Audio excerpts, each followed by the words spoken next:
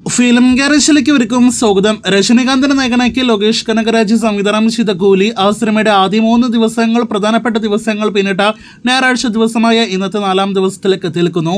കൂലിയുടെ ആദ്യ 3 ദിവസത്തെ കൃത്യമായ world wide collection, Kerala collection, ഒപ്പം തന്നെ തമിഴ്നാട് കളക്ഷൻ എല്ലാം തന്നെ വന്നു കഴിഞ്ഞിരിക്കുകയാണ്.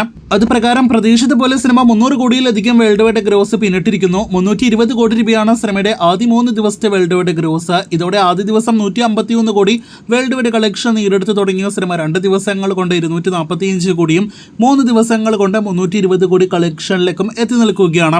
ഇന്നലെ ശനിയാഴ്ച വെള്ളിയാഴ്ചയേക്കാൾ ഒരൽപ്പം കളക്ഷൻ ഇടിവ് സംഭവിച്ചുവെങ്കിൽ പോലും 75 കോടിയോളം വേൾഡ് വൈഡ് ഗ്രോസ് എന്ന മികച്ച കളക്ഷനിലേക്ക് സിനിമയ്ക്ക് എത്തപ്പെടാനായിട്ട് കഴിഞ്ഞിട്ടുണ്ട്. കേരള ബോക്സ് ഓഫീസിലേക്ക് വരികയാണെങ്കിൽ ഇന്നലെ പ്രതീക്ഷിച്ച പോലെ 3 കോടിയിൽ പരമാണ് കേരള ഗ്രോസ് വന്നിരിക്കുന്നത്. 3 കോടി 10 ലക്ഷം രൂപ 3ാം ദിവസം കേരളത്തിൽ ഗ്രോസ് വന്ന സിനിമ 18 കോടി 65 ലക്ഷം രൂപയാണ് 3 ദിവസങ്ങൾ കൊണ്ട് കേരളത്തിൽ നേടിയെടുത്തിരിക്കുന്നത്.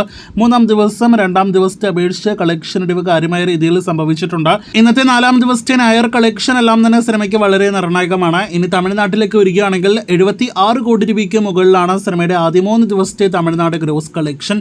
ഇന്ത്യയിൽ മാത്രം 190 കോടിയിൽ പരം കളക്ഷൻ നേടിയെടുത്ത സിനിമ വിദേശത്ത് നിന്ന് 130 കോടി ഗ്രോസ് കളക്ഷൻ നേടിയെടുത്തതോടെയാണ് സിനിമയുടെ ആകെ വേൾഡ് വൈഡ് ഗ്രോസ് 320 കോടിയിലേക്ക് എത്തപ്പെട്ടത്. സിനിമയുടെ വേൾഡ് വൈഡ് തിയേറ്റർ റൈറ്റ്സ് 300 കോടി രൂപയ്ക്കായിരുന്നു വിറ്റഴിച്ചത്. ആദ്യ 3 ദിവസത്തെ വേൾഡ് വൈഡ് ഷെയർ 150 കോടി പിന്നിട്ടതോടെ 50% മുകളിൽ ഷെയർ സിനിമ നിലവിൽ തിരികെ പിടിച്ചിട്ടുണ്ട്. ഇനിയും 50% ഷെയർ നേടിയെടുത്താലേ സിനിമയ്ക്ക് തിയേറ്ററുകളിൽ വിജയിക്കാൻ കഴിയുകയുള്ളൂ. ഇന്നോ നാളെയോ കൊണ്ട് 400 കോടി വേൾഡ് വൈഡ് ഗ്രോസിലേക്ക് എത്തപ്പെടാനായിട്ടൊരുങ്ങുന്ന കൂലിയുടെ കൂടുതൽ കളക്ഷൻ വാർത്തകൾക്ക് പ്രേക്ഷകർ കാത്തിരിക്കൂ.